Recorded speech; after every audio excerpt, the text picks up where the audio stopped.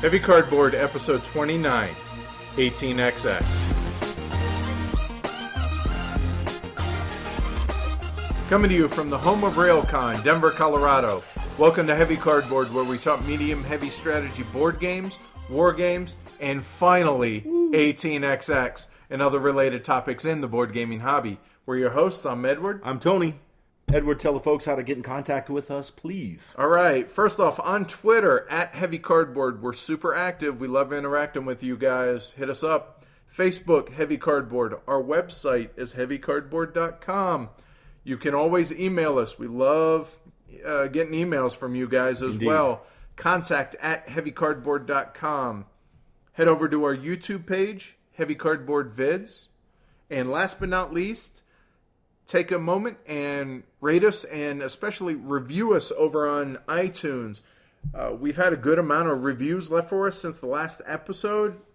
Run through everybody. Animal G, RD Mills 60, Sonic Warhol, JEH, one of the revised 789, and a couple of international reviews. Naked Meeple in the Great White North, And from the opposite end of the spectrum, down under, Rock Tapper. Nice. Thanks, y'all, for the kind reviews over on iTunes.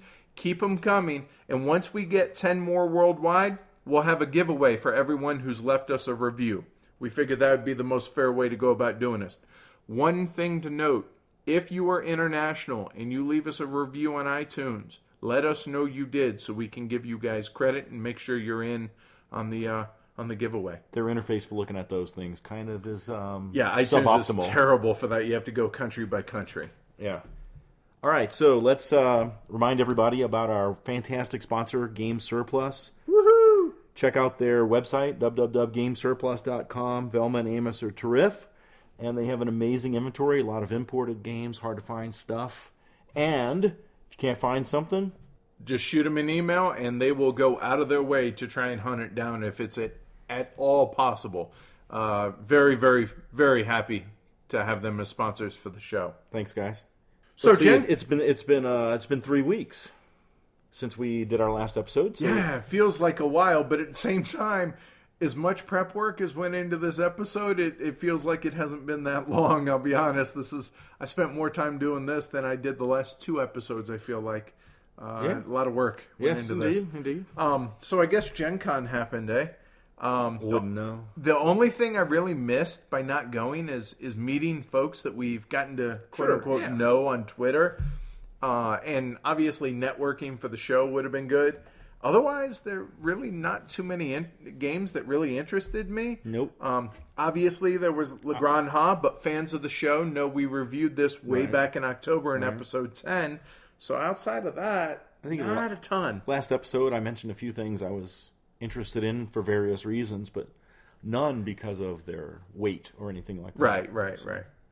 So one thing that did come out of that, though, is Fantasy Flight announced Roombound 3.0, which I know surprises a lot of people, but I was the last few weeks on Twitter, I was like, hey, Fantasy Flight, how about you guys, how about 3.0, this is the 10-year anniversary, et cetera, and didn't really expect it to happen, and they are. So I'm excited about that. Martin Wallace, it's like Martin Wallace does Ameritrash, so I'm willing to give it a try. I haven't played it, have no experience with 2.0, although I see pretty active on the BGG auctions, and all of a sudden there are a whole flood of Roombound 2.0s up for sale nowadays, which I thought was pretty funny. Well, good luck to you all with that. Not the least bit interested. I figured, so it's something that Amanda and I will play, or I know Skippin has a set, and guys like Matt and everything would be willing to give it a try. Bringu. Sure. So speaking of games that I haven't tried that I want to, I made a new geek list, which is a list of release games that I've not played ever and want or need to play. I went through it. And we'll make sure to put it in the show notes if people are interested in checking it out. And I'm going to update it whenever I get games played on it. And I've already gotten 2 of them played that were on the list of the roughly 80 that are on there. So what were those 2? Well, wait, you're going to cover it, I'm sure. Yeah, I will. Okay, I will. okay. So, anything else going on with you? Just- Mr. I haven't worked in 2 months, it seems. No. I did have a 4-day weekend because my parents are in town. So the recording of this episode Monday night also means I have to go back to work tomorrow. Oh, woe is you. Woe is me. And really about the only thing outside of the hobby and things like that in general and family and stuff is it's football season, baby. Bronco camp open, Saints camp open. You mean Cowboy Camp has opened? I suppose. Go boys, you betcha. As Brian already took a swing at somebody, so good luck with that. Tempers are going to flare in training camp. It's always going to happen. It's hot. Guys are, it happens. You got a bunch of alpha males. It's going to happen. And college football season's right around the corner, 3-4 weeks away. Can't wait for that. I have no idea what to expect from my Oregon Ducks because we're replacing our quarterback, so we'll see. It's kind of a bittersweet time of year for me because when Bronco camp opens, that means, summer's going to be ending soon and winter's going to be coming. But then again, hockey will be coming, so. But in between those, you have fall. Which is fall awesome here. in Colorado Yeah. is about as close to heaven on earth as wait, we don't unless you play if you're listening to this, you do Fall's play terrible heavy here. games. No. They play heavy games. So no, truly, it's awesome here. Fantastic weather. Just couldn't be more excited. Plus, to be honest with you, I'm over the heat. I really am. Although this has not been a brutal summer. No, but it's still hot enough. Yeah. Right on.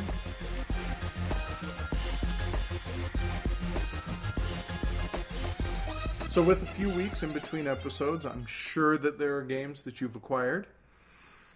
There are. Not very many, though. Yeah, same here. There's just a small handful. When I came into your abode this evening, I was greeted with something I wasn't aware I was acquiring, but European Golf, the block game from GMT. Thanks, dude. You're welcome. It's very cool. Yeah.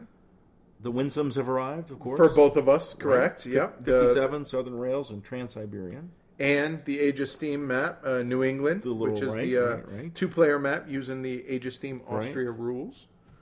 Key Market, I tweeted about that when it arrived. Which I am really excited to play. It was pretty cool. The designer, actually, that's one of the games that's on my geek list to I saw that. The David designer Brain answered one of your... Yeah, came in there and it's like, hey, it's a bit of a niche inside of a niche type thing, and maybe not the most streamlined of games or whatever, but I'm super stoked to play it. I'm glad you got a copy. Me too. What about you, sir? Well, on top of the Winsome games, there's one game that I've acquired, and there's one game that I've essentially acquired, I guess I could say. Wait a minute. Yeah.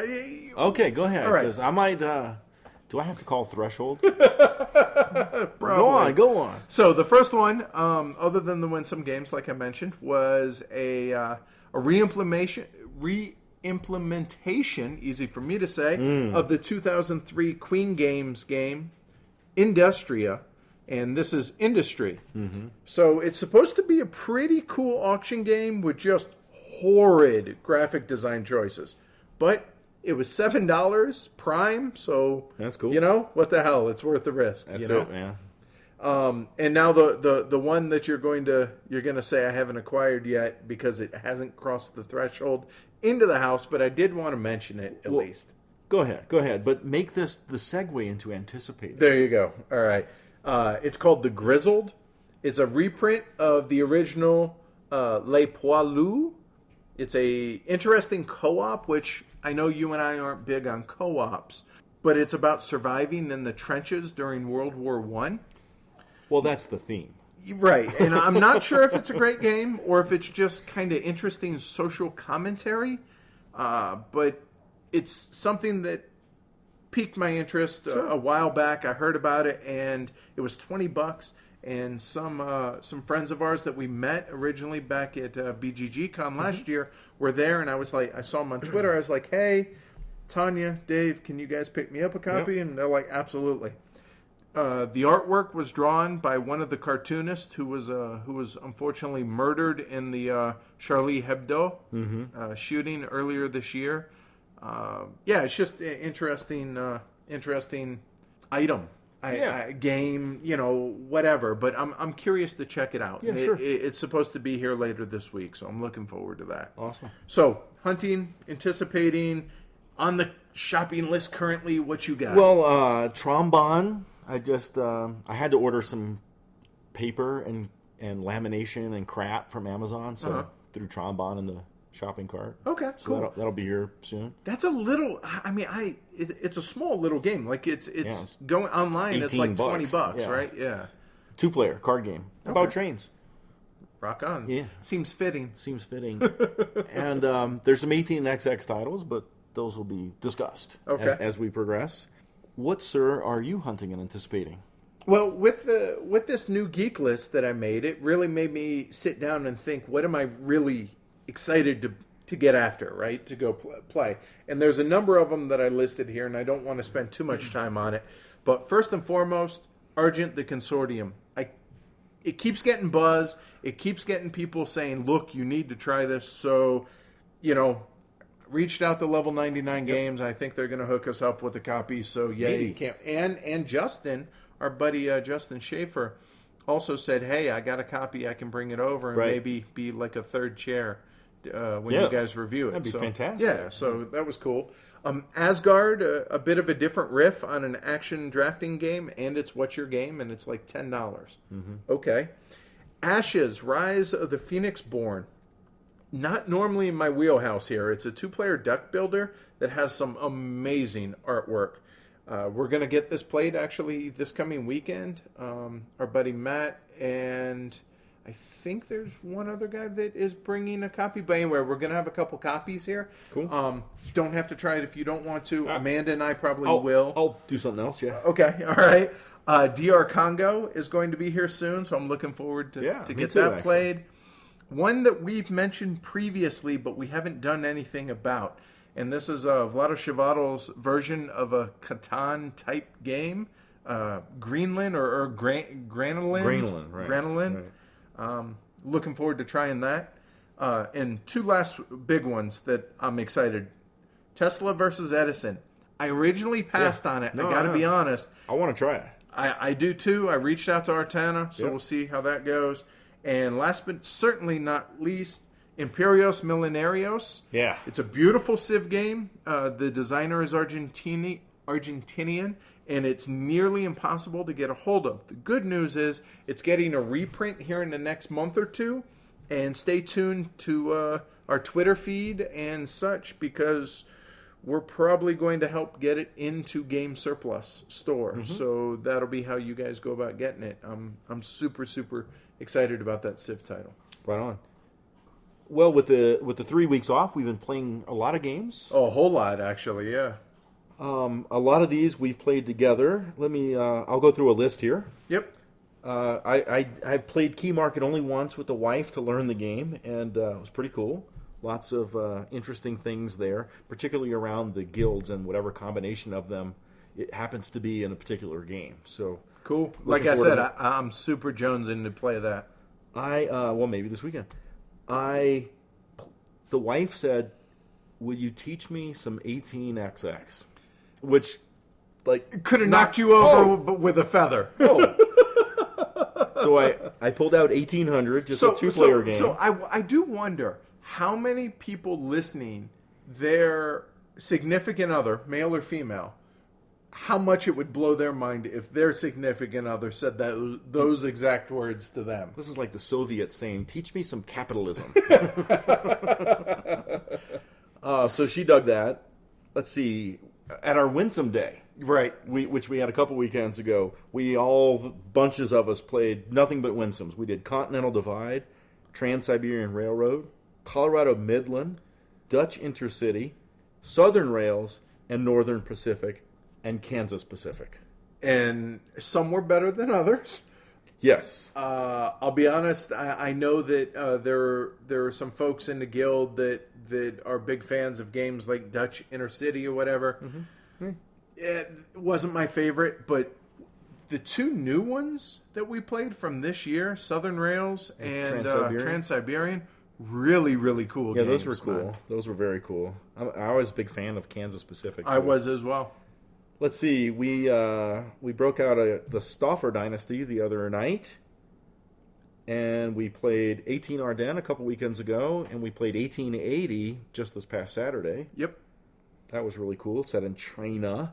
My other ones on my list were just 23 and no thanks with the kids and the parents and stuff like that. So, Cool. Rock on. Did they enjoy it, the parents? Yeah, man. The Cool. no thanks is easy, and it's slightly devious, so it was cool. Rock on. Did anything on the list you've played that I didn't call out here? There are only two. One of the games that was on my to play list was, and I don't know if it's Aton or Aton, Aton. It's a little 2-player Egyptian theme. abstract Egyptian thing game. Pretty cool. Cool. It plays super fast, and there's depth there, and there's kind of I know that you know that I know that you know type play that goes on in that. So I'm excited to get more of that to the table, like type of thing to where you'll play 3-4 games in a row. Okay. So that was enjoyable. And then Mark Johnson from the Board Games to Go podcast, he hollered at me last weekend. It's like, hey, I'm flying up on Tuesday for work. I haven't played Maria. I know you have. You want to get a game going? I was like, do it. So he flew in on Tuesday, drove straight here, and him, Amanda, and me, I taught them how to play, and we played a game of Maria, and they both loved it. And I think it's awesome that Amanda really, really dug it as well. Right so on. that was a lot of fun. But other than that, nothing else that you mentioned. But that's still a lot of gaming. Right on. Good stuff. In this episode, we're going to change things up just a little bit in terms of what we do when we do it. Normally, we do 2 trailers and a feature presentation. In tonight's episode, we're going to do the feature presentation and talk about 18xx games. And then, at the end, we're going to do 2 trailers where Edward and I are both going to talk about an 18xx game. Now, the point of our feature presentation on 18xx games today is not to instruct on 18xx, not to counsel-wise. We do not have the experience to do wise counsel. Yeah, we're not that far into this part yet. We're not ivory tower dwellers anyway, and really never wish to be an ivory tower dweller at all. So instead, our focus for tonight's show is going to be to evangelize on the idea of playing 18xx games, to state why we're fans, and try to reduce any intimidation factor out there, and encourage people to try to play an 18xx game. Yeah, hopefully this is you guys get a lot out of it, and we'll have some fun doing this. As we go, we're going to address a bunch of the Ask the Elephant questions as well. So, here we go.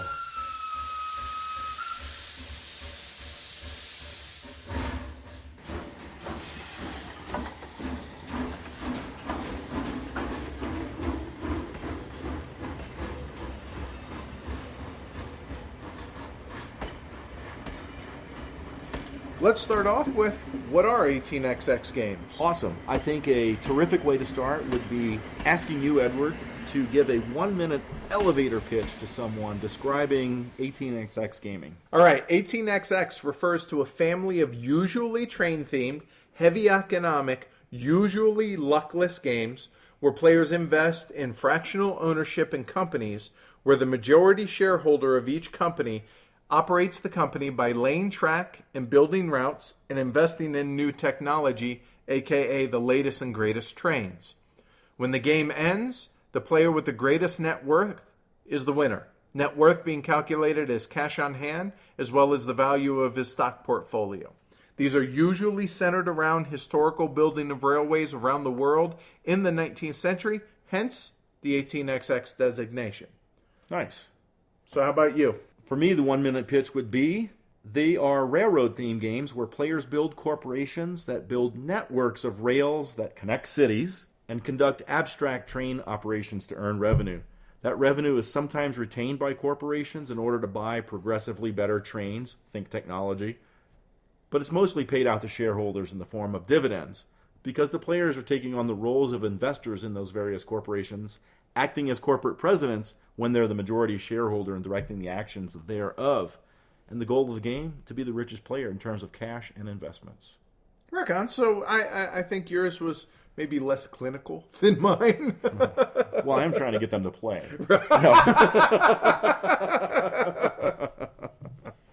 All right. So let's go a little deeper into what these games are. Sir, take it away. Well, the first game, 1829, was designed by Francis Tresham in 1974, i.e. the year before I was born. I was 10. They're generally thought of as two different branches within the 18XX family, which, while both fundamentally similar, have completely different character and feel to them. First off, there's the 1829 branch, or the engineer branch. Mm-hmm.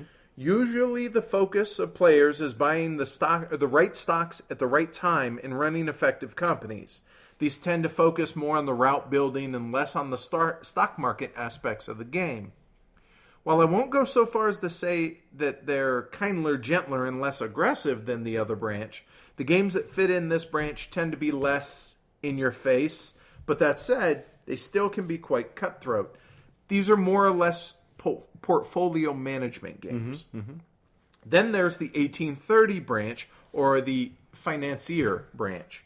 Here, there's less emphasis on running good companies and route building, and more on manipulating the stock market and using those manipulations to gain an advantage in the stocks that you own or plan to own. These feel much more aggressive, and bad things like bankruptcy tend to happen much more often. They're market management games. Nowadays, though, there are games that kind of blur the lines between the two branches, and the group you play with is going to make a huge impact on the feel of the game of whichever branch you're playing. A game from the 1829 branch can feel extremely in your face and aggressive, whereas a game from the 1830 side can seem quite tame. It all depends on the players and their actions. One last thing that I wanted to bring up is there are non-train themed 18XX games. Games like 2038, which is set in space, 1830 UR, or games like Poseidon, set in ancient times. And there are other games that take some aspects of an 18XX game and just throw away the whole rest of it. A game like a rolling stock, for instance. Sure. But for clarity's sake, today's discussion is going to focus on the train-themed games that most people will think of when they think 18XX. All right, let's get into some specifics of general 18XX gameplay. Let's. So most 18XX games share similarities, but there are enough differences from one another to give players vastly different experiences. There are over 100 different games in the 18XX family, and each one adds or tweaks some amount of things so that the game drives focus on the specific areas that the designer's trying to highlight. However, there are some general features that are shared by most in the series. Right. And when I say most, you're going to be able to pick this apart and say, oh, but this one doesn't, or this one. We're not focused on that. These are just generalities. Right. There are train companies that exist and in which players acquire shares. Yes. Once there are enough shares bought by the players, a company floats. Floated companies may now begin to operate. Until that point, the company does not operate. The majority shareholder is the president of the company, and he or she makes all the decisions for that company, but the actions of the company affect all the shareholders. And companies are floated during stock rounds, where players will buy and sell shares of stock, open new corporations. Maybe other players will cross-invest and help float those companies, maybe not. There is a map in which companies may build tracks between cities so that the trains they will own can run. Track, and this is important, track is not owned by anyone or any company. It's open for anyone that can reach that track. And that creates this interesting synergy in a lot of these games. Companies buy trains in order to run routes which generate income for the company. The president, again the majority shareholder of each company, after it operates and its earned revenue, decides whether to pay out said revenue to the shareholders or withhold it, keeping it in the company's coffers so that it can use that money to buy new trains, build track, build stations in strategic locations, etc. And the actions that you just described take place in an operating round, and games usually have 1 to 3 operating rounds in between the aforementioned stock rounds. The decision on whether or not to pay out to shareholders or not will usually impact the share value of a company's stock. If a company pays its shareholders, usually this will increase the share value, making a share of that company's stock worth more. Whereas if it withheld paying dividends to the shareholders, keeping in mind that the president's the largest of these, so if he's not paying out the shareholders, he's not putting money in his pocket either, it may cause the share price to decrease, making shares worth a little bit less. There are ever-increasing valuable trains available for companies to buy, which allow for longer and longer routes to be run and more revenue to be generated for the owning company. Yes, and the trains, as they run longer and longer routes, I think of that as increasing technology of engines, of locomotives. Yeah, it makes total sense. Totally. And as trains are purchased, older, more obsolete trains become rather useless. Right, which leads us into the next part. As better and better trains become available and get bought by companies in the game, train obsolescence begins. And this is one of the biggest key mechanics in 18xx games. As technology advances, and technology in this discussion refers to newer trains, older trains become obsolete and cease to operate. This is what's meant when it's said that trains have rusted. Yes. As an example of why this is such a key component to the game, let me explain the level of trains. First, usually, the first trains available are what's called 2 trains. They have a number 2, and they can run between one city and then 2 cities. Right. So in between those 2. They can make 2 stops. Right. For revenue. These allow a company to run between the 2 cities, and as all the 2 trains get bought by various companies, then 3 trains become available. After that, 4 trains, so on and so forth. So if the company I'm the president of says, let's say that company has 3 2 trains, and the one that Tony's the president of only has 1 2 train. My company, obviously, is going to be out-earning Tony because he's got more trains. It can generate more revenue. It would then behoove him to buy up more trains because as soon as the first 4 train is bought, this immediately, usually, causes all 2 trains in the game to rust and no longer be able to run. So I went from those 3 2 trains to having no trains. Now I can't make any money, assuming I didn't buy any of the 3 trains, of course. And this is called the train rush. And this is an aspect of some of the games that I really, really appreciate. And the ability to buy a train and, in so doing, cause financial harm to my competitors. Love it. So with all that in mind, the usual script of a typical 18xx game goes something like this. All right.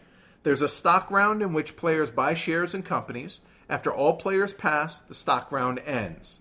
Immediately following that stock round, an operational round begins where any and all of the floated companies operate in stock value order, usually highest to lowest. Companies then, in this order, build track or lay track. They may place one of their available stations. They run their trains and generate revenue, decide to pay shareholders, or not, withhold it, adjust their share value, if applicable, and finally, they can buy a train or trains, plural, at the end of their turn. After that, the next company begins its operations. This continues until each company is operated, and then, depending on where they are in the game, as Tony mentioned, there's 1 to 3 operation rounds, usually, in between each stock round. Yeah, some games are fixed at 2. You know, it's just different from every game. So you either go into another operation round, or you go back into a stock round. Yep. This cycle continues until the end of the game. Now, the game can end a couple different ways. Usually, there is a set amount of money in the bank that's dictated either by number of players or just a finite amount. $12,000, Sure. Whatever it might be. Whenever the bank runs out of money, the game is about to end. You'll usually complete a set of operating rounds, and then the game ends. Or in some cases, if a player goes bankrupt, the game ends immediately.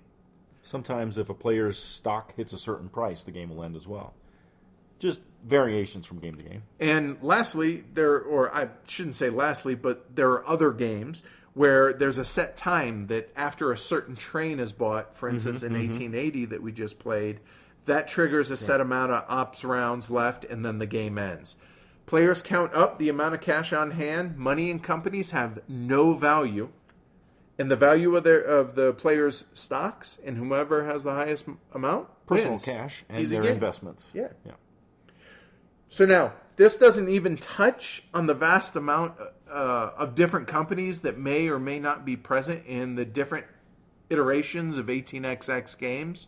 Most of these games will have regular companies, usually called majors. However, there are games that incorporate some or many or just a few of different types of companies. Private companies, minor companies, the majors, as I mentioned, national railroads, and regional railroads. Some games even have different types of trains, and those trains can sometimes only run on certain types of track. In the end, there's huge variability within the family of games that keeps it fresh and exciting. And there are so many differences between many of the games that fall under the 18xx umbrella that just because somebody doesn't like a certain title absolutely does not mean that they won't find one or many more that they do enjoy. Right. Well, we have a lot more to say about 18xx games and why we like them, how we got into them, etc. But what we want to do right now is spend a few minutes on possible negatives for people that are considering playing 18xx games. Think of them as barriers to entry or preconceived notions that people have and why they might be hesitant to get into them. Let's start with complexity and opacity. Well, first off, there's huge amounts of decision points. There's just the whole game is a decision point. I mean, there's multiple ones in between all of these. Yes. There's considerable butterfly effect where most of the decisions made by each player affect the game state in a meaningful way. So I don't know that there are many trivial decisions to be made over the course of a game. Yeah. I think the outcome of those decisions is not always readily known. And sometimes the desired goal that you're chasing may require multiple decisions where each one is a part of the formula that'll solve it the way you want to, hopefully. And sometimes decisions are made just like in anticipation of what your player friends might do as well. So how about mathematics, sir? All right, so I got the pros and cons of this is there's a lot of math in this game, but by math, I say it's simple addition, multiplication, and division. I mean, it's very simple, basic. It's hippie math. Hippie math? That's what I took in school. Okay, gotcha. So, for instance, in high school, every time a company lays track, upgrades tiles, places a station, and potentially blocks routes, or when trains get bought or become obsolete, income may change, sometimes drastically. So what may have been X amount of revenue last time a company operated very well may need to be completely recalculated again this time when it operates. So again, lots of adding, multiplying, then dividing based on the number of shares. But it's simple math. And let's face it, everybody has smartphones. That's right. So they have calculators. We use our calculators. We use different charts to keep track of last revenues to simplify the calculations. We keep track on paper. And there's one thing that Amanda actually wanted me to point out. She's a smart woman, okay? But math, let's face it, not her strong suit, okay? God bless her. That said, she has no problem with it. And I'm not trying to insinuate that my wife is not smart, just she's not good at math, and she has no problem with it. So hopefully people realize that it's not that mathy in that respect. It's not complex math. And you can just stay on top of the changing situation in the game. That'll speed things up as well. Absolutely. How about the length of the game? Because these games can run several hours. Right. A short 18xx game is going to be at least 2 to 3 hours in time frame, and that's usually only when there's experienced players and it's fresh in your head, et cetera, et cetera. Right. Some 18xx games can be 5 to 8 hours, some as long as 15 hours on the extreme end. Inexperienced players are going to add to the playtime as well. Inexperienced players, you said? Yes. Yes, absolutely. The games can run several hours, particularly as people are learning the games. But there's things you can do to shorten the game. I mentioned paying attention to the changing values of cities so that you can speed up the calculation of your routes. Things like using poker chips or spreadsheets or software. No one should ever use paper money in an 18xx. It will literally add hours to the game. So number 4 on my list here is Michael Menzel and Dennis Lohausen are not the artists involved. Clemens Franz is, though, now. He is. You can't say that he's not. Several titles. All right, so 4 games have been... Right, yeah. It's bottom line, function almost always will outweigh form. Mm-hmm. But as players play more 18xx games, you begin to appreciate the more, say, clinical cleanliness of many of the games. Until then, they might be thought of as plain or just downright ugly. Garish. Yes. But when you're sitting staring at a board for, 8-10 hours, you begin to appreciate the clarity of the simple graphic design. By modern Eurogamer standards, the graphic design and component quality of these games is cheap. And I think that might turn off some people. And also, just because they're all using these yellow tiles, green tiles, etc., to the uninitiated, it might look like these guys that come over here every Saturday are playing the same game every Saturday. But we're not necessarily. Right. But at the same time, when you want to add some, just make it prettier. When you do that, it really clutters up the game and it makes it harder to see the important information. You'll get over it. There are a few exceptions. The one that first jumps out to mind is 18OE. I think it does an excellent job of marrying form and function. Cool. Making a pretty game, but also making it very clear, so that you can see it at a glance. On the opposite end of the spectrum, we take a look at Mayfair's publication of 1830. It's an example of form over function and what not to do. It's just there's too much decoration on there, and it's hard to really focus on the things that you need to focus. So, yeah, little give and take there. Well, let's see. 18xx games involve some direct competitive play. Yeah, you could say that. Watching someone tank the value of a company that you're heavily invested in can really piss you off. Worse yet... Hey, it's just business. Worse yet, if you were careless and you overinvested in someone else's company, you can watch them loot that company of all its assets, all its trains, all its treasury, everything, and then dump it on you if you weren't paying attention to who had the priority deal, which designates the turn order of the next stock round and would allow them to act before you. Even experienced, you can get a little fired up, make your blood boil. I mean, part of many of these games is ruining your friends' investments, but it is just business. But it's doing and that, I love it. It's doing that to help your own status, your own game state. Well, naturally, yeah. Now, conversely, some folks might not want to, quote unquote, be mean to another player by, placing a station down in a city, and all of a sudden, maybe by doing that, you just cut off a company's ability to run some lucrative route. Right. Or maybe they don't want to have to sell stock in another player's company, therefore trashing the stock price, even though they need to be able to help their own cause. So, like Amanda, that was her biggest barrier, is just getting over the, I'm not doing it to be mean. Right, yeah. But sorry, she tanks your stock, Another thing on that is it's possible to be completely out of the competition, yet you have hours to go in the game due to poor play or inexperience or a number of different things. No luck equals no catch-up mechanic. That's right. You sleep in the bed you make. So I heard there was a user on BGG that said something to the effect of there's no player elimination, but players can become insignificant. Totally. So yeah, that's a turnoff for some people. Sure. Legitimately, sure. So I think all of these things add up to, for some people, 18xx games have a certain level of intimidation. The point of this show is all about knocking to down those eliminate barriers that and yeah. get out there and experience these games.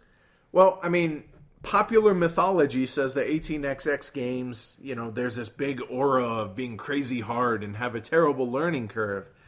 I just don't think that's the case. It's not that terrible. Right. Now, some 18xxers can sometimes be unwelcoming to new players and be abrasive or downright socially inept. Elitist, maybe? Yeah, possibly. I'm smarter than you, maybe? But if that's the case, find different people to play with. Absolutely. Absolutely, guys.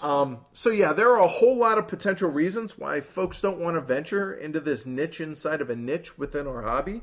But hopefully we can start knocking down some of those walls as we continue. Give them a try.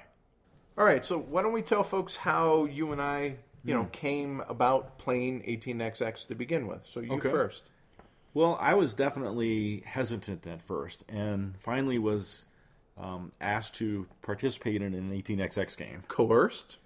Maybe. There could have been alcohol. No, there was no alcohol involved.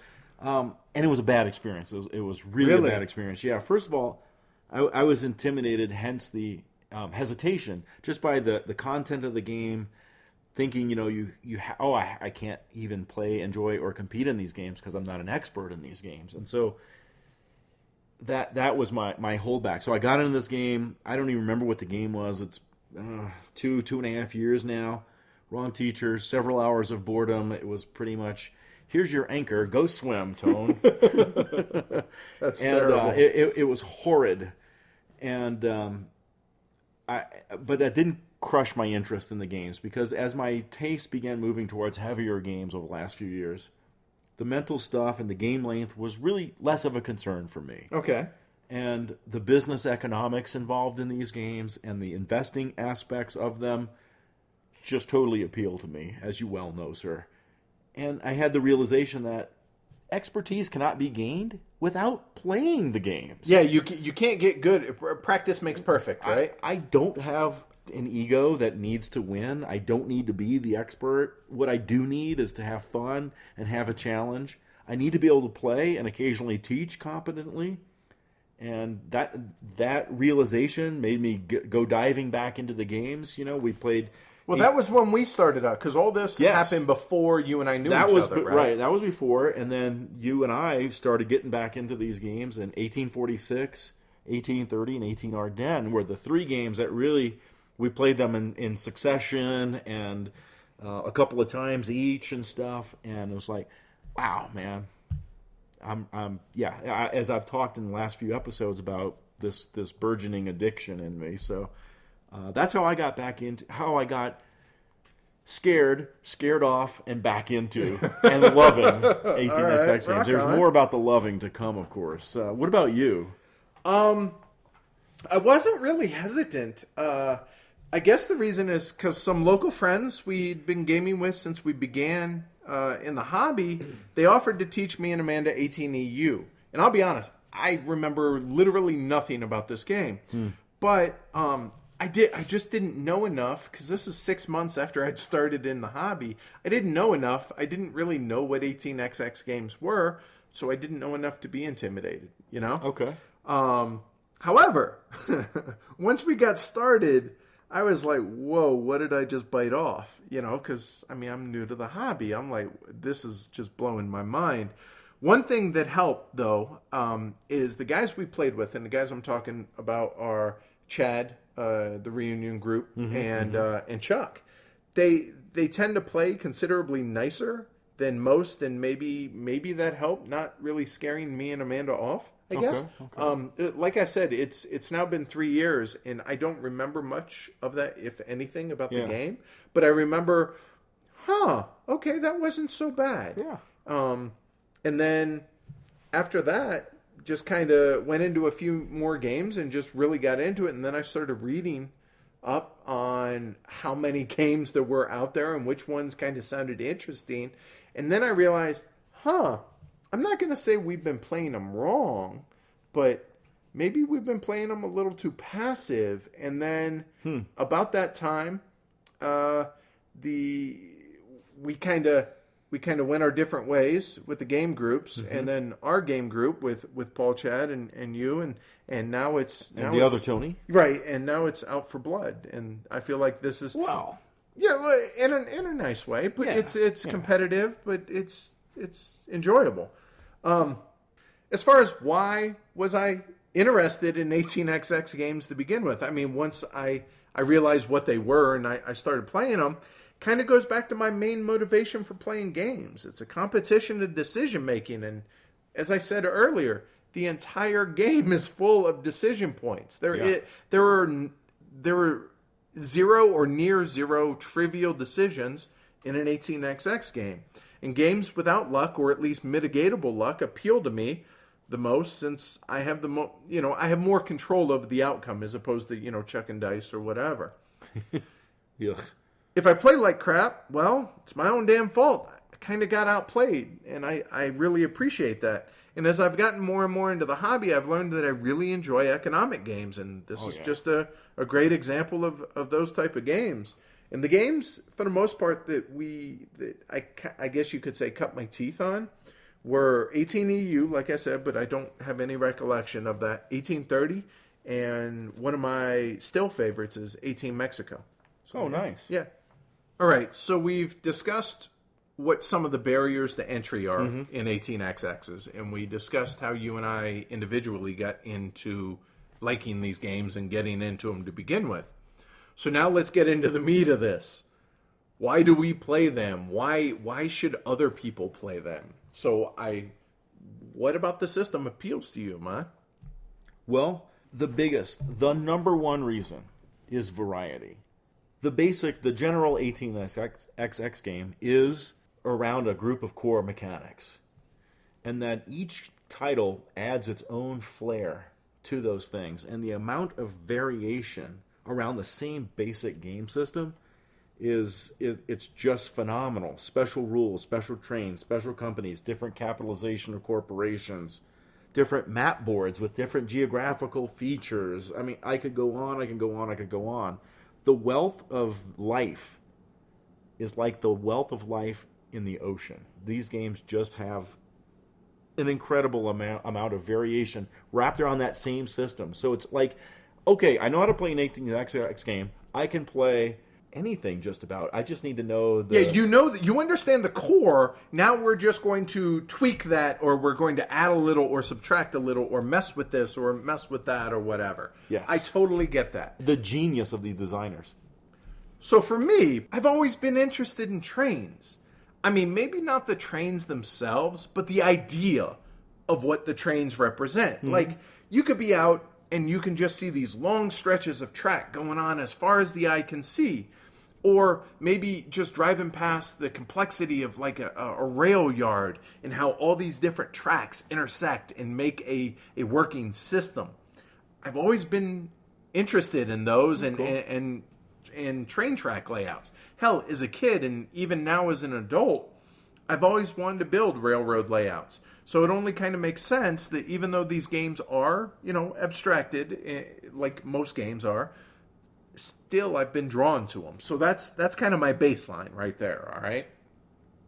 But when you factor in my background as a poker player and how intuition and math blend in the game, it seems logical that a game system like this would be highly appealing to me, right? Sure. On that note, there's a correlation between poker and 18xx games.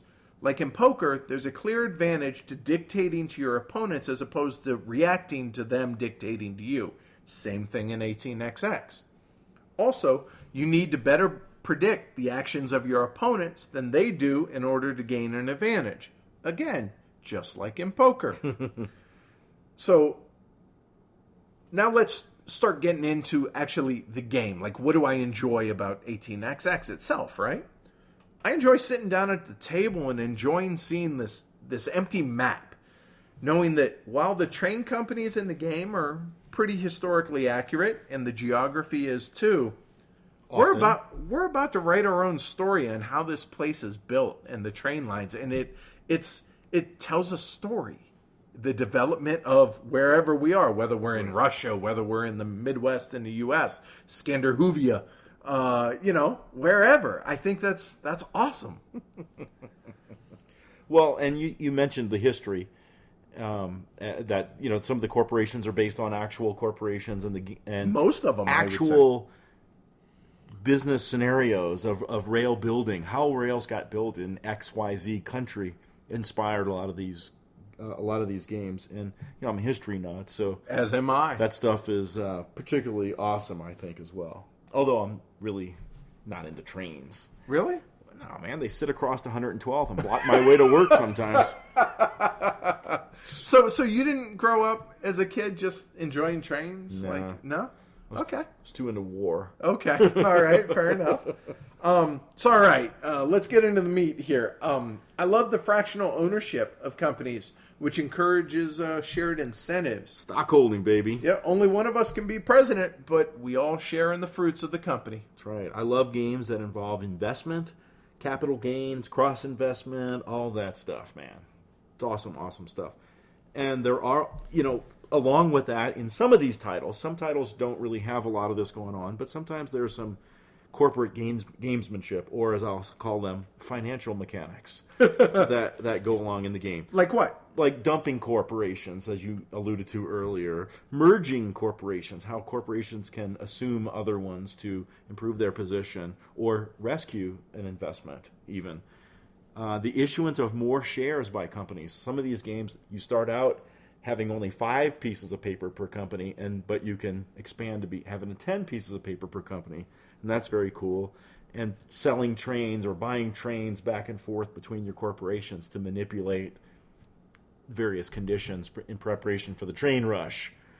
I love those gamesmanship type things in many of the games.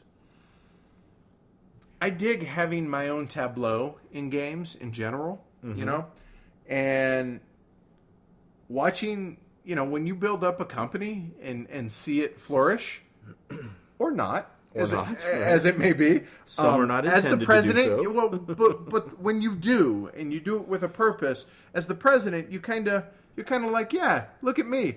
You can invest in this company. You know it's a good investment. Look at this. I built this. Yeah. But on the flip side, though, I also dig kind of battling with myself when it comes to thinking of a company as mine, like this is my company, when it's not. And I have to remind myself that this company is simply a tool to help me win. That's all. That's all it is. I may have to hurt this wonderful company that I've built from the ground up.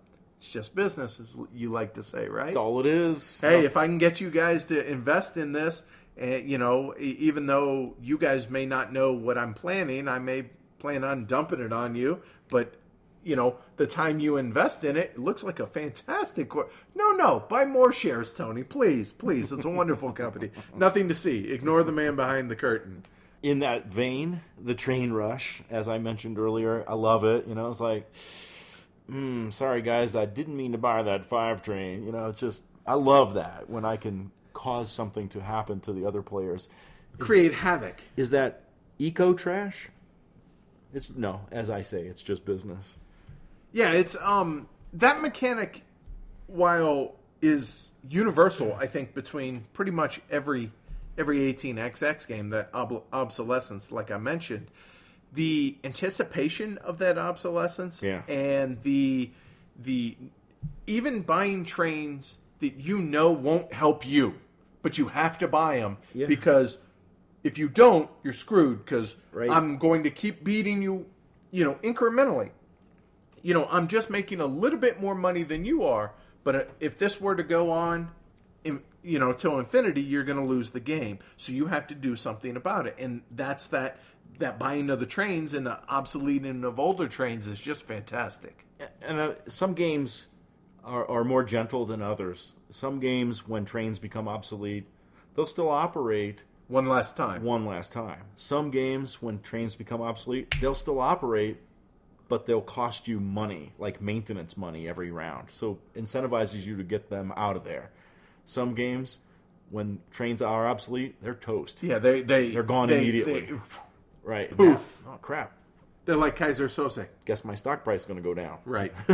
Because if you have no train, you can't operate. Right. If you can't operate, you can't make money. If you can't make money, you can't pay dividends. If you can't pay dividends, your stock price goes down. And if I don't have any money in my company, then The president... I got to buy him a train. Exactly. And that's some of that just juggling and that you have to do in these games that's just so wonderfully, deliciously just demonic. Just so painful. A game like 1880, knowing when we sit down that it's going to take us 6 to 8 hours to play, we know it's going to tell an awesome story. And that story's interesting to me. The hours fly by as I'm absorbed in the story that the map is telling as it unfolds. For instance, we recently played 1880 this last Saturday for the first time, and we had a guy who's a part of a different train group play in our group. Right, he taught it. He taught it, and that was great. And it was really cool to hear him say, wow, this game is developing completely different than how it normally does, right. because he's playing. He doesn't know how we play. We don't know how he plays, and he said he'd never seen it play out the way it had, even though they'd played the game maybe a dozen times. Right. And that, going back to that variability, not only variability between titles, but within the same title. That is awesome. It's not scripted. You know what I mean? It's not always going to play out the same way. And I'm going to call that out as exploration, because once you get the gist of the genre of games, man, you can lavish some time and effort just exploring the variation of these games from title to title and within a title. It's just an amazing space, if you ask me. And that leads into the length. As we talked before, we don't care about length. But man, in this world of shorter games are great, and I'd rather play 8 one-hour games than 1 8-hour. It feels great to play something for several hours, see that story develop, have meaningful decision after meaningful decision while you're waiting for the next meaningful decision, and just building this whole economic engine. And yeah, and the cool thing, and our whole group goes by this, that we're all trying to win. Only one of us can win. Winning is the goal. However, the more important thing is that trip. The whole. That's right. The whole. You could tell someone to go to hell, but you have to help them enjoy the trip. Right. No, it's just I enjoy the story that the game tells, and it's just.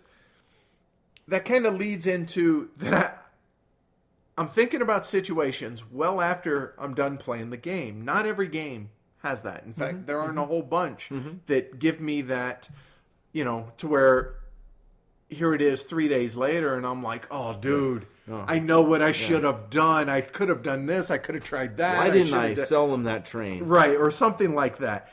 And I love that within our own group, the post-game discussion that we always have when we finish a game. We talk about things that we thought about, why we did certain things, and what we think, cost us the game, or where we could have made different decisions.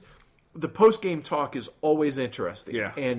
And we have yet to play an 18xx game in which there wasn't one of those discussions. And it's not like, okay, we're done, we're going to sit and talk. It naturally just happens because the game is so epic and stale, you know?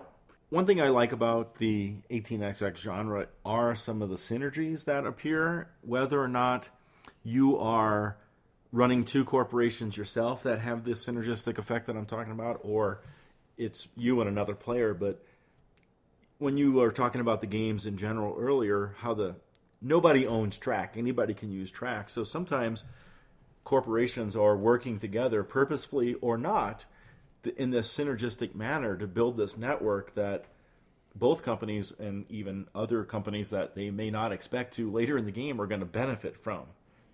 It's almost like a co-op that isn't a co-op. I mean, it's I hate that word. I know, but it is. I mean, if you and I are both invested in the company, it mutually benefits us. Obviously, it's probably going to benefit one of us more than the other. Right. But nonetheless, it's going to be mutually beneficial if we cooperate, in a sense, in whether it's the way we lay track, or maybe I have a company that you're invested in and you have a company that I'm invested in, and you're on one side of the board and I'm on the other, and maybe we kind of work together towards building. Obviously, I want it to help you, but I want it to help me more.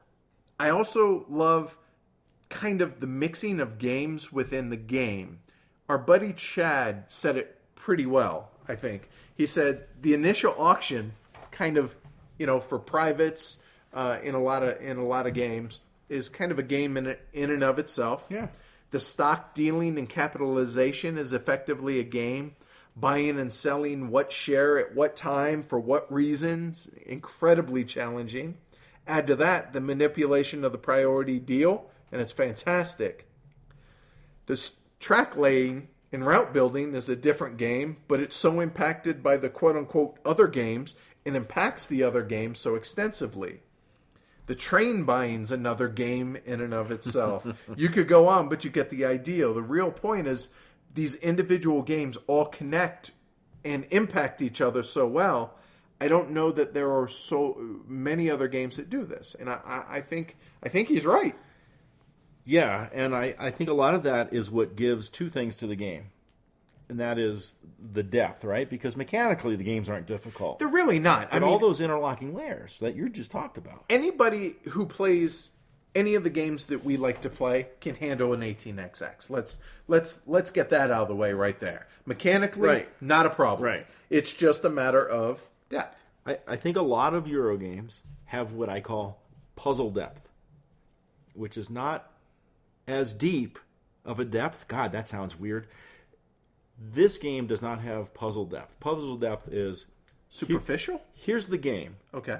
In Euros, right? Here's the game. It's going to be 5 rounds. We're going to score here, there, this, that, the other thing. Here's your goal cards, blah, blah, blah. Whatever, right? There's a lot of Euro games that have that. And so the depth is figuring out how to best address that puzzle and solve it for the highest score. Okay. That makes sense. Is not giving you any of those clues, right? It says, hey, we're going to keep score at the end. Go. Here's the framework. Oh, like, by here the way, are the rules. Like, here is what you... Every mistake you make is going to cost you about $500.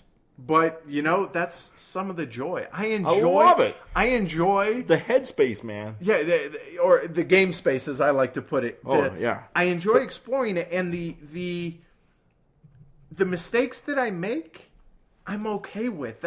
You're not going to learn if you don't make mistakes, right? And so, Experience first, lesson later. Yeah, right? I dig learning the tricks of the game. And by tricks, they're not not tricks, but follow me on this. A lot of the time, you try out different things, these tricks. A lot of times you're going to fail, but having each fail teach you something for the next time you play. I hope I know where you're going. So some of the quote-unquote tricks, things like train juggling between companies you own. Yes. Manipulating turn order, or how selling a valuable stock might be important because by selling it, it's going to drop its share value down below your company and you need to operate before that company. Mm-hmm. Or something that I just recently tried and was successful. This is where I want you to go. This was such a foreign idea to me. How to run a company down in the yellow or the brown spaces of the stock market. Explain to people what those are. Well, in many games, the stock market track will have yellow and brown zones. And it's kind of like a stair-step stock market. Many of them, it's like a two-dimensional. Right. And when a corporation's share price is in those zones, first of all, most games will have some sort of an ownership percentage cap. So, like, I can only own, say, 60% of a company. Not all. Some do away with that. Right. Many games. And many games have what's called certificate limits. So I can only own, let's say, 14 shares of stock in all of the companies that are in the game, depending on the game, right? That number is variable by a player lot. count. Right. And, exactly. Right. Yeah. And so when stocks are down in the yellow zones and brown zones, you get to break those rules. And so now I can own more than 60% of this really crappy company. Now this really crappy company's shares don't count against my certificate limit. So even though they're crappy shares, let's face it, if they're down there, they're not worth a ton. Right. But if you and I are only allowed 14 shares each, Right. but I own, say, 8 shares of a company that don't count to my 14, that means I own 22 shares versus your 14. You know who has 2 thumbs and is going to beat your brains in with that? Me. Right. The presumption of the strategy is that you own other shares that do have to respect their certificate limit of more valuable companies. And the little nugget of shares that you own in this crappy company is going to be just enough to put you over the top. Right. Yeah. And when I said that the trick of successfully running the company down there is there's a careful balance, and I did it once, and I did it at the very end of the game, and I almost stumbled on it on accident. It's something I've been wanting to try, is because you have to maintain the company in those zones, but if you pay out, odds are your stock value is going to go up. If your stock value goes up, there's a chance it's going to leave that yellow or brown area, in which now all of a sudden, if you go back to a stock round, those certificates are all of a sudden going to count again. And I have 22 shares. I need to be down to 14. That's bad. So the juggling act is making sure that when a stock round is about to happen, you make sure that company is in the yellow or brown. It's not easy, and it's taken me 3 years to try and figure it out, but it hasn't worked but once. But man, it's awesome when you're like, yes, when it finally works. One last thing that I have here is realizing the importance of a simple but profound question. Okay. Am I winning? It seems like such a dumb thing to ask yourself, right? Because there's no score track. You're not tracking VPs. But you can tell by the health of corporations. You can tell by the amount of shares and certificates that each player has, et cetera, et cetera. Generally. So if the answer is not you, then you need to change the status quo. In my earlier example, where I had more profitable trains than Tony, it's imperative of him to use the tools available to him, i.e., buy trains and rush the obsolescence of the current set of trains, so he can flip the script on me, basically throw the table up in the air, so to say, must change that environment, right? Even if you can't use the train or trains that you're buying, that is such a it's weird for people. Unintuitive thing. Wait, I'm going to buy these trains. I don't have enough track to even run them, or these are going to immediately become obsolete. Right. Why would I want to do that? Well, if you don't, I'm going to beat you over the head continuously. Right. So you have to change it, even though it might, in the short term, hurt you. And I think that is such a cool concept, and all from such a simple question of, am I winning? The game environment is continually changing, and often you have to do exactly what you said, change it because you must need it to change. Right. You can't leave it as the status quo. So, as you can tell, we're big fans. Are you? Is it coming through, you think? Yes, I hope so.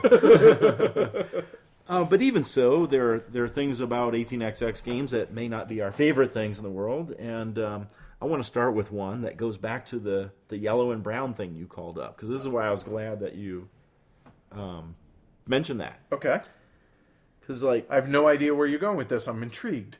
Ownership limits and certificate limits. Oh, yes, I do. I like them. I understand why they're there. Sometimes maybe they're historical, but often I feel like they're just a break, a runaway leader break, and it seems to be this communist thing in a capitalist game. You know, I guess I heard you mention this on Saturday. Communism and capitalism. No, they don't mix. But these aren't models of real life. They are games. In the end, they are games. And to make them playable games and to keep them from being runaway leaders, I mean, in some games, if that wasn't in place, the game could end after the initial stock round. And okay, that was cool. Let's reset and start over. So on the one hand, I disagree with that statement. I understand what you're saying. I know what you're saying there too. But there has to be some kind of break, as you put it. Well, I mean, I don't know. I don't know that I agree with that because, again, this communist thing in a capitalist game is kind of weird sometimes. I'm sure there will be people that bring this up in the guild to discuss and tell you why you're so wrong. I don't disagree with the rule. It just strikes me as like everything else is wide open capitalism. Oh, but don't you dare own more than 14. So anyway. All right. So there's not a lot of things that I dislike about 18xx games. There are a couple. Mm-hmm. One of those things is late game tedium of figuring out routes, or if somebody's APing pretty hard over trying to squeeze out that last $1 or $2, right? It's just not that important. I mean, it may make a difference in 1 in 50 games or whatever, but just let's ballpark it. Like, there's no need to nickel and dime it. Tell you what, I'll give you the 10. Go ahead. Yeah, we're good. Or one of the things that we do is when we know that the bank's going to break and we have, say, 2 more sets or another set of ORs, so we have two more runs. Hey, a company's running for 40, we're going to say it's running for 80, and there's both its runs. Move on to the next one. He's done. And one thing that I think we may have mentioned earlier is there are some programs for laptops or whatever that can help with the management of that for late game. We have yet to use them, but we very much are curious about whether or not it would help us, so we just can't speak on it. True. So I got one more. Okay, fire. There are some titles that can get almost, for lack of a better way to put it, scripted, where decision points become non-decisions. Let me try and give an example of what I mean by this. I played in a game a year or two ago where I was playing 1861, I think it was, Russia. Mm-hmm. And one of the guys I was playing with, extremely nice guy and extremely experienced, was basically playing the game for me. Mm-hmm. He would tell me, oh, no, you want to lay track here. Oh, you don't want to go that way. You want to do this. Punching in the nards. Well, I mean, yeah, that kind of sucked. Don't get me wrong. But my bigger problem was the fact that a game could be so scripted that he knows exactly what the optimal move is every time. To me, that's a flaw with the game. That's a problem. To where there's so little variability that So needless to say, and I might be getting the actual game wrong. I thought it was 1861. But whatever game that was, there's over 100 of these. I just won't play that one. Well, you know what I mean? Yeah. I'm sure that even whatever game that was, it won't be scripted in your first few plays. Sure. I mean, I'm sure he's probably played the game 100 times, right. Not exaggerating. And so, there's still exploration. If I were to play with, say, you, Paul, Chad, Amanda, sure, right. We don't know this game, so it'd be new to us. So I get what you're saying. And game design's game design, right? People are making these games, and some will be flawed. And some are better than others. Just like Euros. Sure, that's fair. And I just figure I'd at least put it out there, but it's one of 100, 200 games out there. Yeah. No problem there. I haven't played enough to see scripting at all, so bring it on. Fair enough. Well, let's talk about what 18xx games that you and I have played, sir. Why don't you begin? All right, so I'll start off with the games that I've played multiple times. Some, as many as 7 or 8 times. None more than that, though. So, like we said, we're not that experienced. 1830, 1846, 18AL, 18 Ardennes. I'm going to skip the 18s. Mexico, Scandinavia, Steam over Holland, 1851, 61, 79, 80, EU, NY, and last but not least, I've played the full game of 18OE with Mark Frazier, the developer, and that was awesome. Right on. So how about you? Yeah. 1846, 1830, 18 Ardennes, 79, AL, 1800, which is the 2-player I used to teach my wife. Right. Not much there. Good teaching instrument. Okay. 1880. Okay. Cool. What games do you own? All right. So I'm going to skip the 18s and try and remember this. There you go. 17, 30, 46, 53, 56, 57, 60, 62 Eastern counties, 70, 79 AL, NY, and OE. You? 30, 1800s. Right. 1881, which is a print and play. 1862 Eastern counties. 1865 Sardinia is theoretically en route for both of us. Hasn't crossed threshold. Didn't mention There's it. 2 copies. 1857. Okay. Cool. What games are on your radar to acquire, sir? All right. And why? Okay, well, let's start with 1844/54. And the reason I put them together is those are getting reprinted as by Yes, them. by O&O. Right. And I enjoy their designs, I've realized. The artwork is done by Clemens Franz, Right. which, yay, I'm excited about that. And the cool thing is he got input from the 18XX community to help, because he's not used to... Yeah. Like, he doesn't want the edge of a mountain going off from this hex Right, to right, another right. hex to make ambiguities. And lastly, 1854 is one of only 2 games that I know of that uses a hexagonal stock market. Yeah, it's cool. So that the stock values move in 6 directions as opposed to the possible or the normal 4. And so that really appeals to me. So 44/54. And those 2 are on my list, too. Okay. The little demon in my head is saying, get them.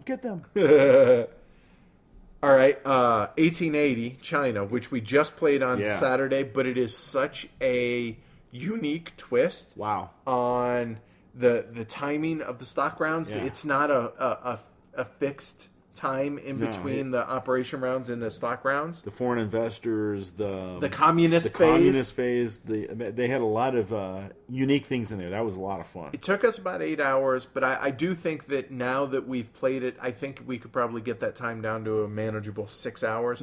Thoroughly enjoyable, though. Totally, man. The last one that I have is 18 Dixie.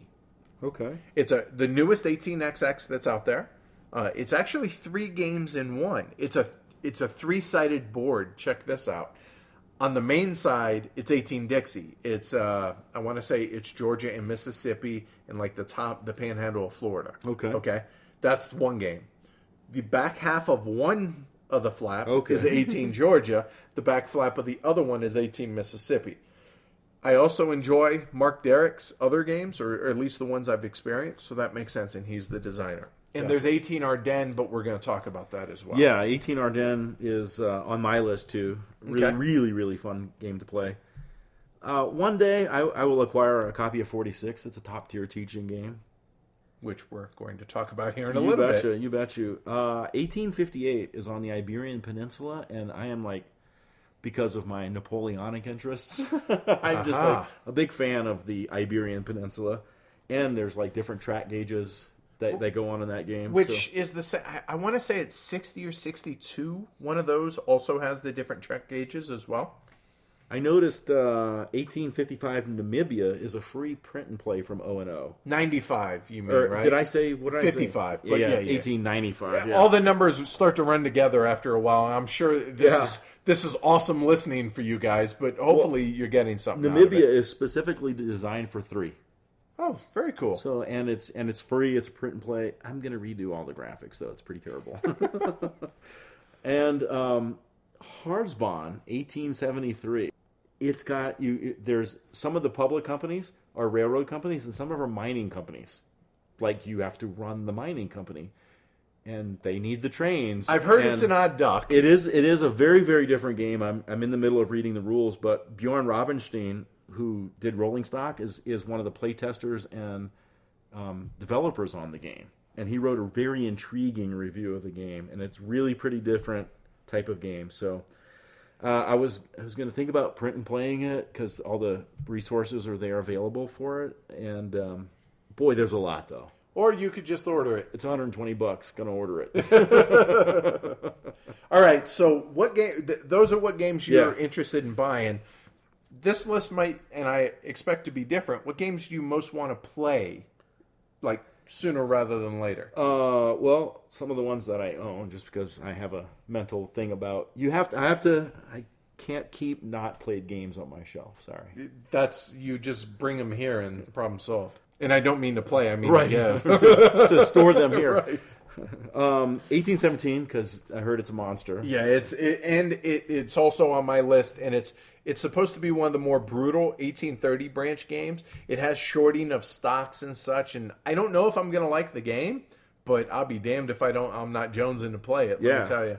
Obviously, the ones I mentioned that I'd like to have, 1860 Isle of Wight, and there's a lot of good positive comments out there about that one, and it's tight board. Tight's good. Right.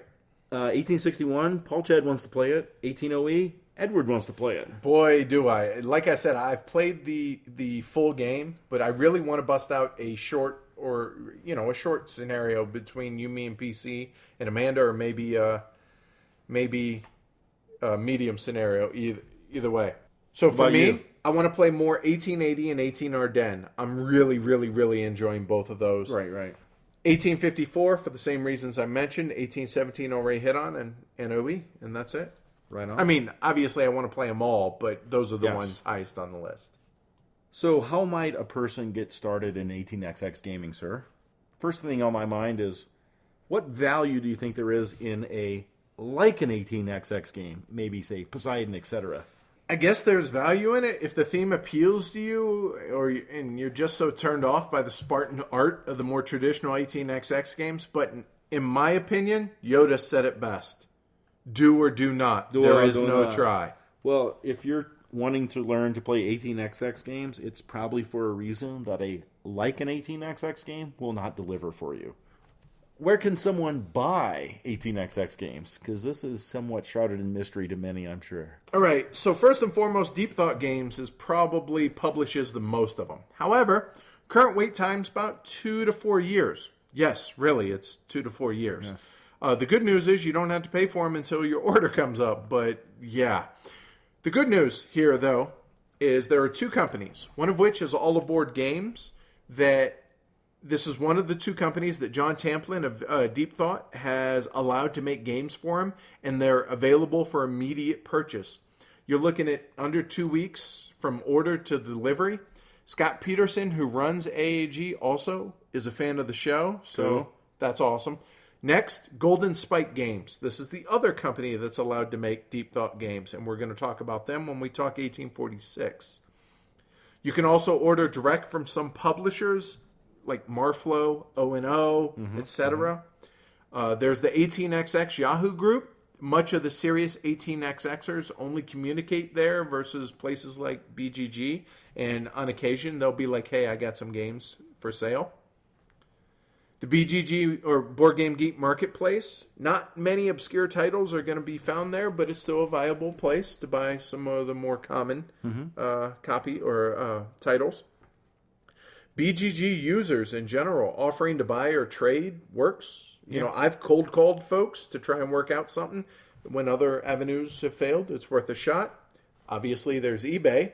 Yes. And last but not least, Print and Play Productions. Andrew Tolson, he's gotten permission for a few titles, and his quality is not anywhere near Deep Thought games as far as the quality of the actual components themselves, but it's better than most folks print and play. Yeah. You and PC, accepted. So let me ask you. Okay. When teaching 18XX games to newcomers to the series, how much strategy should you provide and should you babysit during the game? Well, I think that exploration and discovery are definitely best. It's not your typical Euro genre. Personally, I think teaching the basics. They're not mechanically difficult games, and try to tell them about the things they'll really just have to learn the hard way. At least that's how it worked best for me.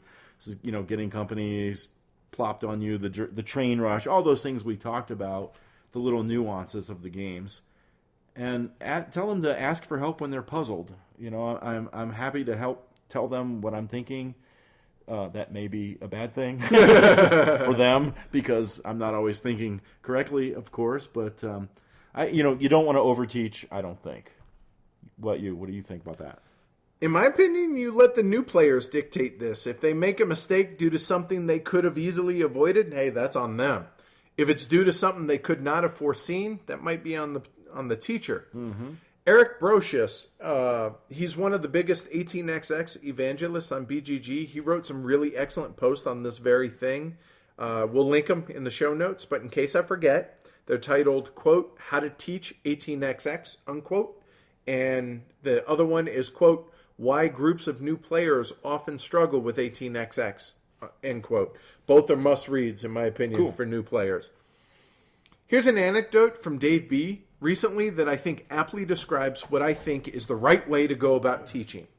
Quote, I think the highlight of the convention for me was the 5-player game of 1846 on the Friday evening, in which the other players carefully reminded me that there were only 4 routes into Chicago, so there would be competition for those routes in a 5-player game. They then proceeded to block me in with hostile track lays and tokens so effectively that I was unable to trace a route more than 2 hexes from the eastern edge of the map. It seemed akin to showing a treat to a monkey and then locking him in a cage. That's mean. Do you guys have day jobs as experimental psychologists or something?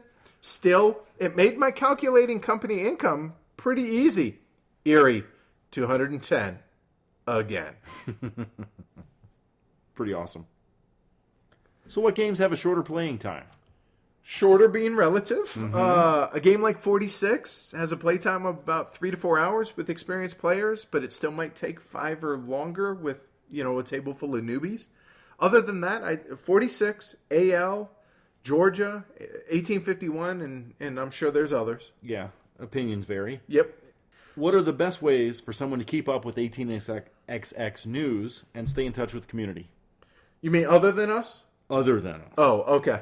Probably the Yahoo group, followed by BGG. So there's a Yahoo mailing list. It's under Yahoo groups. It's 18xx. Go out, check it out. Warning, it is the internet. Yeah, the Yahoo group is going to have a lot more info than BGG, but man, that's a rough interface for 2015. Well, the graphics are the same ones that are used in 18xx games.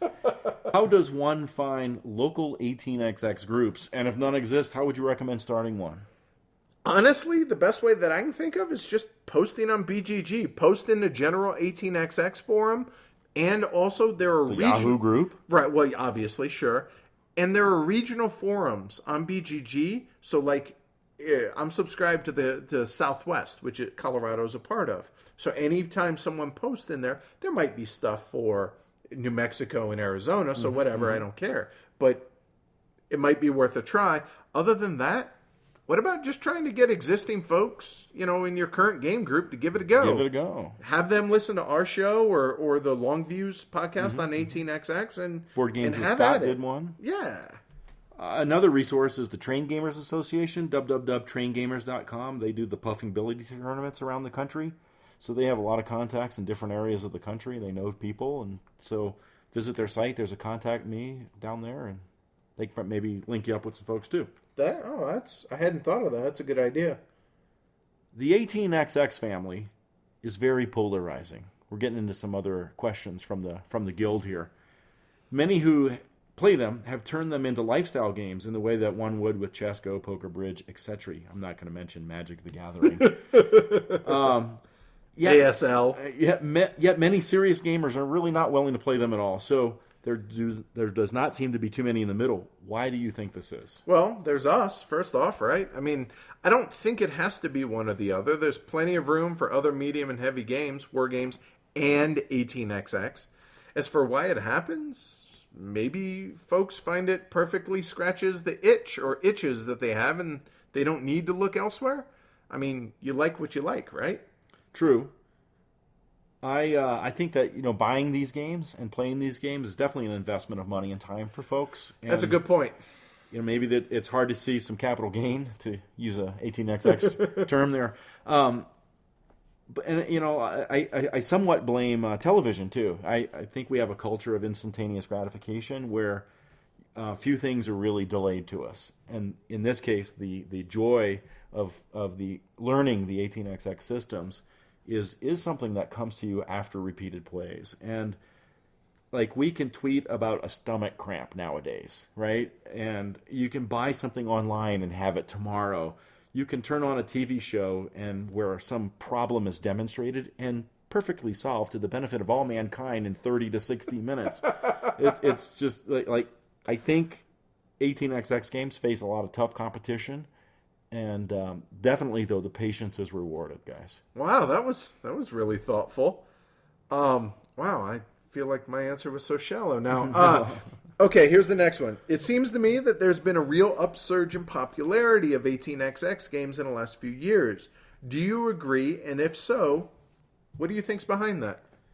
Well, based on my months of experience, I feel that it's always has been and going to be a niche market for this type of game, you know, and the designs and the production of them, you know, Edward was talking about Deep Thought Games with 2 years delivery. This is very much a labor of love, not of profit, and I think that's somewhat of a barrier too, just the lack of availability and the cost of some of these things.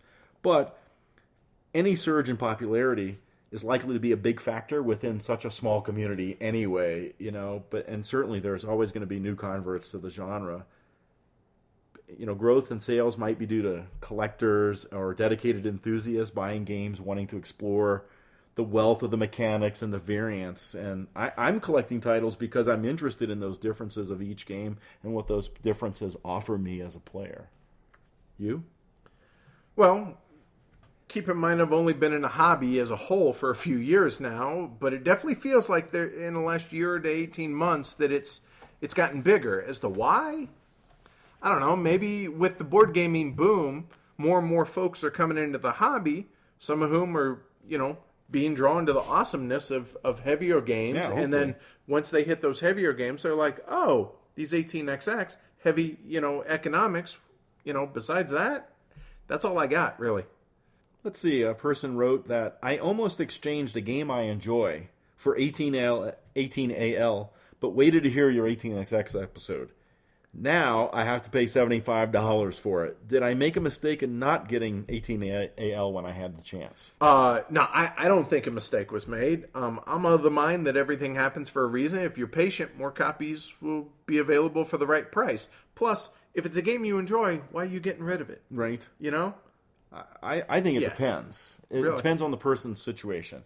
If you're buying it to be a learning game, I think that's fine, whether or not you bought it immediately or have to pay the $75 for it. In the scheme of things, $75 is an excellent price for an 18xx game. But if you're already a veteran 18xxer, then do not buy 18AL. Yeah, it's a learning game. There's so many other ones I'd prefer to play. All right, let's put a bow on this. So you wanna sum it up in a paragraph or six? Or six? All right, my summary. Get comfy, boys and girls. I've had some startling realizations, Edward, over the last few months. I really, really, really like train games, particularly the 18xx genre and the Winsome titles. The route building, the stock ownership, the business aspects all grab me, and I'm finding that it's begun to squish some Eurogaming desires in me. I've looked at my shelves more than once and wondered, why don't I want to play that or that or that? It's like 18xx is becoming a drug addiction or an invasive species that's threatening to dominate what was once the natural flora and fauna of the land. But I do say threatens. I'm still a Eurogamer and still will be for now. If you crave depth in a game, folks, 18xx games are really just something to seriously consider experimenting with. The depth is more opaque than in other game genres. You just can't see the bottom. You just have to jump in and start swimming downwards, man. And 18xx games have something else besides depth. You know what they have? What's that? They have current. The game moves you along through the phases, the technology and the revenues pick up pace, and you have to keep up. You have to keep up with the current. Driven by the players themselves, the game is moving towards its inevitable conclusion. And after a few hours, you're either going to be sipping scotch and smoking cigars in the corporate luxury car, or you're going to be loading the luggage of the economy class passengers on the next departure, baby. The combination of depth and current has definitely captured me with 18xx. When you add in the amazing variance and the history in these games, I think you get a tough-to-beat set of factors that overcomes the math, the length, and the intimidation. Overcomes it so well that instead of feeling apprehensive, you begin to relish those factors. There's a little robber baron in all of us.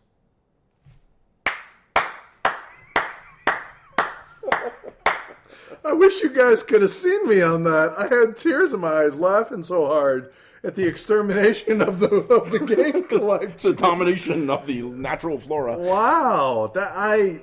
I'm not reading mine now. I should have gone first. Damn it. Wow, that was fantastic. So you like them? Yeah, a little bit.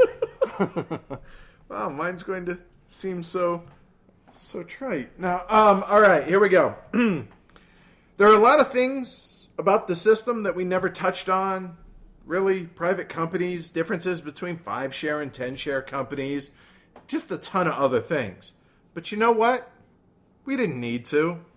Just go out there, make mistakes, and have fun. These are games to be enjoyed, not something to be scared of.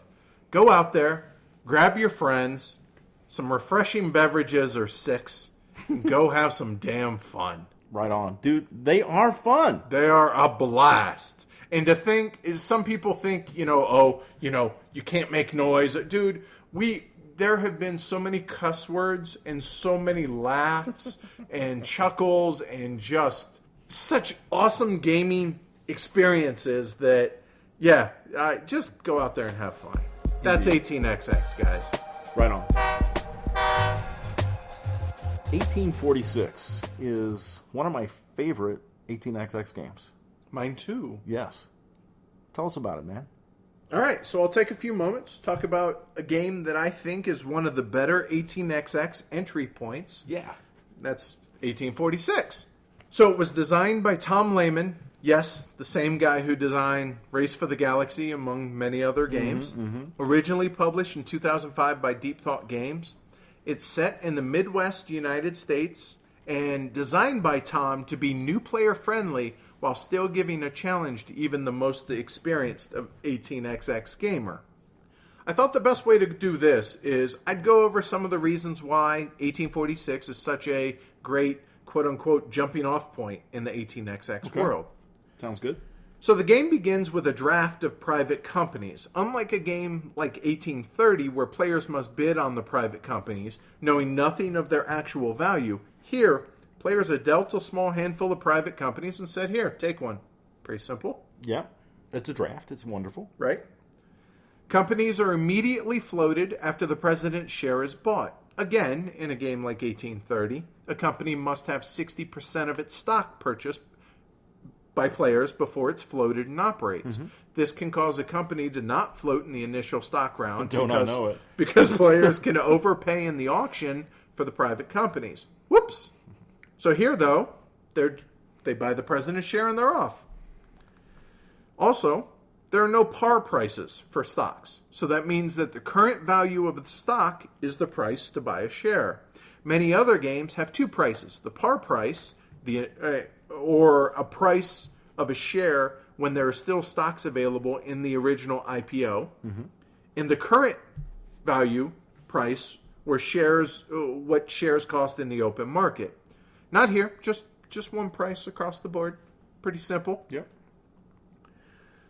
Also, there are only one size of city. There's no pips, there's no whistle stops, there are no little doinks, whatever you want to call them. This removes a possible point of confusion on whether those count as stops, or can they be added onto a route at the end or the beginning, or do they not count? Can you skip them? Whatever. Nope, none of that. Just cities. 1846 falls squarely into the 1829 or engineer branch of the 18XX family. This means that there are rarely any bankruptcies, and there are hardly any company dumps onto unsuspecting players. Sure. Now, I'm not saying it will never happen, but it's pretty rare. Yeah. Getting a company dumped on you or going bankrupt can be discouraging to new players, so there's not much of that in this game. Unlike, say, 1830. Now, there's no hard, fast rule also on how to win. Players can win by starting their company with a high value, only buy a small number of shares, or starting them with a low value and buying more shares. There's just no wrong way to play the game. More experienced players can't just give you that when you didn't follow what players normally should do in X situation. Kind of like I've heard of players doing in a game of Puerto Rico. Right on. It just shouldn't happen, period. True. But in 1846, it almost can't due to the variety of the way the game develops. It's a great game across the entire, 3 to 5 player range, and it plays quickly, relatively speaking. Yes. We're talking, with experienced players, 3-4 hours. With less experienced players, still probably going to run in the 5-6 hour range. But that gets quicker with experience. So you may be asking yourself, how do I get a copy? And rock on if you are. There are 2 ways. Order direct through Deep Thought Games. But that may take the better part of 3 to 4 years to get your order fulfilled. As crazy as that is, it's a fact. The other way is to order from Golden Spike Games, and you'll have a copy in less than 2 weeks. Thereabouts. The downsides of 1846. Well, like many 18XX titles, it ain't cheap. It's $121 to order through Golden Spike Games. The positive here, though, is even though there's a sizable upfront cost, the game comes ready to play, save for money, just use poker chips anyway. And if you play and you give it a legit shake and you find it's not for you, you can turn around and usually sell it easily for a minimal loss. Personally, even though I have a number of 18XX games under my belt, I thoroughly enjoy 1846 and heartily recommend it, both for beginners and experienced players. You bet. And thanks to Eric Brocious for a great summary on 1846. All right, Tony. Yes, sir. Why don't you tell the folks about a little bit of a more in-depth 18XX game that we've been playing recently? 18 Ardennes. Yes, sir. Yes, 18 Ardennes is a 2010 design of David Hecht. You can get it through Deep Thought Game or Golden Spike, various sources. It's a 3 to 5 player game, and it's a bit longer of a game, but it's not terribly long as 18XXers go. It's going to depend on your experience level as well as the player count in the game. What's happening in the game is that you are railroading in northern France and Belgium. And there's an initial auction to start 15 minor companies, or 16 if there's 4 players. These miners have specific geographical starting cities and are real operating companies. They can buy trains. They can have up to 2 trains. They can place stations. They pay dividends. They can lay track, everything. They're really a full-fledged, albeit minor, one-share company. Their main value is in starting one of the major companies. Each miner can only start a couple of specific majors. So it's important to your goals to buy companies in that initial auction that you may want to merge into companies you start or into companies that other people start even to acquire a share of that company in the process. Maybe even after you've stripped the assets from the company. But the timing is important on this whole merger thing. And the reason for that is the new major company, when a major company is forming, they can't deny the minor company from merging into it at that point in time. And taking a share of stock. You get a share. But later on, if I want to merge my company into yours, Edward, I'm all set, thanks. Well, or I better have something to offer, like cash or trains or something. Right, because if you stripped it bare, I'll just say no. So it's really, really pretty cool. It's a fun map too. The map offers some north and south bonuses as well as east and west bonuses. They have ports and they have forts and they have mines and lots of different variation in the map. It's really, really a fun map to play, I think. That initial auction, that's a lot of fun too. Some people maybe they say it's a little tedious to go through. Oh no, not at all. There's 15 minor companies or 16 if there's 4. Well, the 16 is just it's not actually, it just pays you money. That's it. Yeah. So the 15 companies, trying to decide the synergy between your companies. Do I want to try and get all of them in a certain area? Right. Because these are going to be laying the beginning of the infrastructure for whatever company you decide to merge these little guys into the big guy. And you have to have done a good job of laying track for these big guys when they come in. And stations. Absolutely. And they get to exchange the major for the stations of the minor when they incorporate, when they merge. fantastic. Not only do I dig that those minor companies are operating and doing all those things that build up to what you were just talking about, but that winning bid in the auction determines the par price and the starting treasury, and it's really, really a cool twist on the game. It does have a bit of a simplified stock market, Yes. because it's that 1D or very linear. And it kind of leans toward the 1829 side of things, but it feels more like the timing of when you choose to do things like merge and grow are the key aspects of the game, Yes. along with those early track lays. Yes. And I feel like it's almost like it doesn't quite fit into a certain category, whether it's the 1829 side or the 1830 side, because it's all about timing. That timing is critical, and I feel more so in this game than in Yes. just about any other game that you and I have at least played up to this point. I totally agree. If the game had more shenanigans, I'd appreciate it, but I'm fine with the absence of the crazy shenanigans in this game too. Just You're talking in the stock market, right? or just in general. Okay. Yeah, shenanigans with company. Yeah, I guess that is really stock market centric, but with the stock price manipulations and things, because this game is really about running good companies and the timing of how you do all those things. One of the things I think is very cool is 5-share companies becoming 10-share companies. So at the beginning, companies start off with 5 shares, so each one being a 20% ownership stake. At some point in the game, you're probably going to want to effectively split, do a stock split, grow up into and have 10% shares. And the impact of that is really cool in two ways. Number one, you just chopped your dividends in half, but number two, you just doubled your capital gains.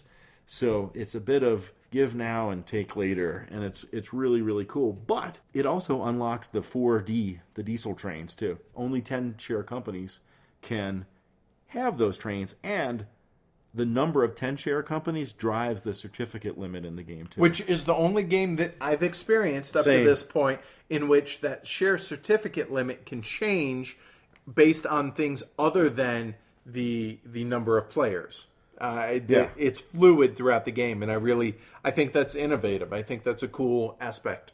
One other thing that's cool about the miners, just to go back to that for a second, is they don't have to merge. We've seen very successful miner companies, but it's generally going to be a better financial advantage to you to merge those into a company. But one of the things that the merging does is allow you to go over the 60% ownership mark too, and that's kind of neat as well. In our most recent game, I had 100% of one of my companies. First game I've encountered that. Yeah. That was pretty cool. I think 18 Ardennes is just one of my absolute favorite 18XX games. I know Agreed. you feel the way, same way. And it's a fantastic step up for those that want to grow their challenge level in 18XX. Highly recommended. That's 18 Ardennes. All right, before we sign off of this episode, let's remind everybody about Game Surplus, our fantastic sponsor. We love what they do for Heavy Cardboard. Visit Game Surplus, www.gamesurplus.com. Check out Velma and Amos' fantastic inventory of games. And make sure you guys follow us on Twitter. Reason being, on every Friday, we give you guys a heads up on what's going to be available, what new imports, what new restocks they've gotten. That way you know ahead of the general populace. And how would one follow us on Twitter? At Heavy Cardboard, Facebook, Heavy Cardboard. Email us, contact@heavycardboard.com. YouTube, Heavy Cardboard Vids. And last but not least, heavycardboard.com. And don't forget, we get 10 more reviews on iTunes. Everybody who's left us a review is entered in a contest. We don't know what we're giving away yet, but we'll mention it next episode. Sounds good. I had a lot of fun talking about 18XX games tonight. I hope that we've caused a couple folks maybe to give it a try where they might have been apprehensive. Yeah, a lot of people that I've been interacting with on Twitter have said that, they're on the verge of wanting to try it, and that, but they want to wait and hear the episode. So hopefully this helped, man. I mean, if nothing else, if you got nothing out of this, our enthusiasm, I hope, shows through that. Hopefully. They're just fun. I mean, lots of decisions, just lots of fun. So go out, have fun.